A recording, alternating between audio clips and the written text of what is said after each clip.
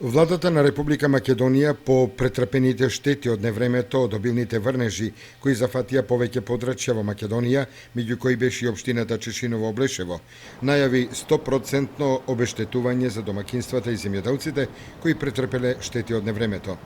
Со исплатата на обештетувањата, владата започна од 5 јуни 2015 година и во наредниот период се очекува и комплетна исплата на штетите и за земјоделците од општината Чешиново Облешево. По завршениот увид на Комисијата за утврдување и проценка на штети од поплавите во оваа општина е констатирано дека најголеми оштетувања има на инфраструктурата, оштетени се мостови и патишта за пристап до земјоделски површини,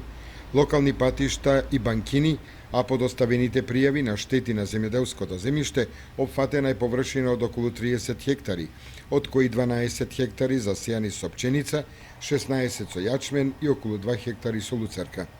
Оштетувања претрпеле и 20 домакинства, од кои поголемиот дел се во селото Чифлик.